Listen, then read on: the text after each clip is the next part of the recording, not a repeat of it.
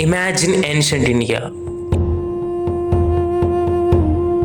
a time when dense forests covered the land, when knowledge was not stored in books but passed from master to disciple, when sages spent years exploring not the outside world but the inner dimensions of human life.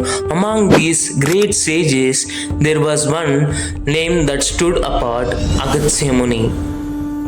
Some legends describe him as a sage who crossed the Vindhya mountains and carried yogic sciences to the southern India. Others remember him as the master of powerful yogic processes that shaped generations of seekers. But hidden within these ancient traditions lies the story of a practice that very few people know about today.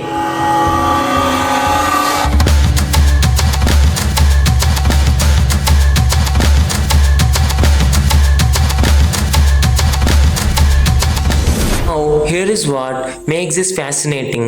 Thousands of years ago, yogis were not interested in building muscles for appearance.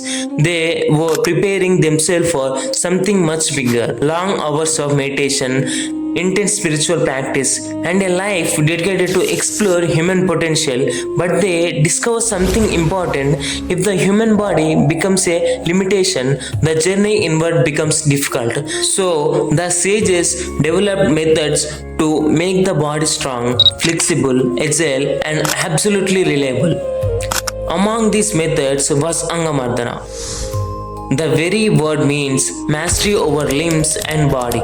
According to yogic traditions associated with the Agastya Muni, this was not just a workout, it was a technology, a way of transforming human body into a powerful instrument. Think about it: no gyms, no exercise machines, no modern sports science. Yet these yogis developed extraordinary strength and endurance using nothing but their own body weight. How effective was this ancient system? If it was not powerful, would it have survived through generations of yogis for thousands of years? As centuries passed, empires rose and fell, kingdoms disappeared, the world changed, but within certain yogic lineages, practice like Angamardana continued to survive quietly, almost hidden from modern world. And then in our own time, a remarkable thing happened. A practice that was once known only within traditional yogic circle began reaching ordinary people once again. Through Sadhguru and Isha Yoga, Angamardana was offered in a structured form so that anyone willing to invest in themselves could learn it. But even today, its purpose remains exactly what it was in the time of Agastya Muni. Not bodybuilding, not competition, not merely fitness, but creating a body that supports your life, a body that obeys you instead of the other way around.